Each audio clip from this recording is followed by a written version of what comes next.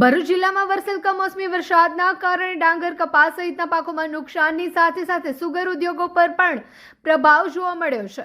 Pandvai sugar ફેક્ટરીનું આશરે 5.50 lakh ton શેરડી પિલાણ કાર્ય હાલ સ્થગિત કરાયું છે. સામાન્ય રીતે દિવાળી બાદ ફેક્ટરીઓમાં શેરડી પિલાણની શરૂઆત થતી હોય છે, પરંતુ અણધાર્યા વરસાદના કારણે ખેતરો ભીના બની જતા ખેડૂતોને શેરડીનો પાક બહાર કાઢવામાં મુશ્કેલી પડી રહી છે.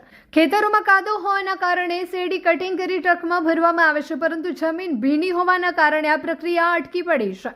આ અંગે પંડવાઈ સુગર ફેક્ટરીના મેનેજિંગ ડિરેક્ટર મુકેશ પટેલે જણાવ્યું છે કે પિલાણ કાર્ય માટેની તમામ તૈયારીઓ પૂર્ણ થઈ ગઈ હતી, પરંતુ વરસાદી પરિસ્થિતિના કારણે હાલ પિલાણની પ્રક્રિયા શરૂ થઈ શકી નથી. જો હવામાન અનુકૂળ રહેશે અને ખેતરો સુકાઈ જશે તો 10 નવેમ્બરની આસપાસ શેરડી પિલાણ કાર્ય ફરી શરૂ થવાની શક્યતા છે.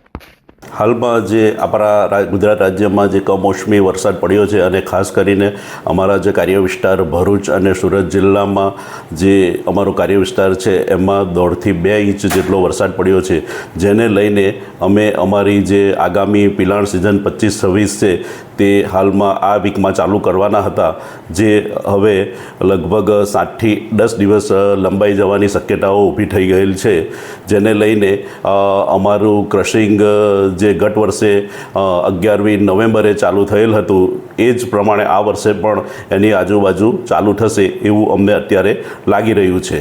અને હાલમાં જે શેરડી વાવણીનું જે કામ ચાલુ છે એના પર પણ અસર થનાર છે. એને લઈને હાલમાં જે નવી શેરડીનું રોપાણ જે ચાલુ હતું તે પણ અત્યારે હાલ પૂરતું અટકશે એવું લાગી રહ્યું છે. હા, હાલમાં તો અમારી પૂરેપૂરી તૈયારી હતી. અમારે પ્લાન્ટ સાઇટ પણ અમારો પ્લાન્ટ રેડી કરી દીધો હતો. લેબર શેરડી કાપણી કરતા શ્રમિકો પણ આવી ગયા હતા, પરંતુ કમોસમી વરસાદ વરસવાને કારણે હાલ જે પિલાણ સિઝન ચાલુ થઈ શકેલ નથી.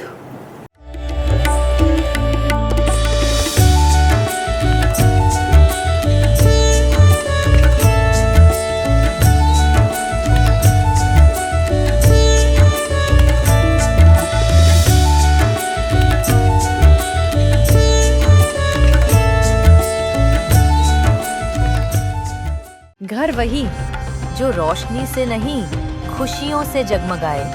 इस दिवाली अपने सपनों को नया पता दो. सॉलिटेयर पलाजो ग्रुप की ओर से हैप्पी दिवाली.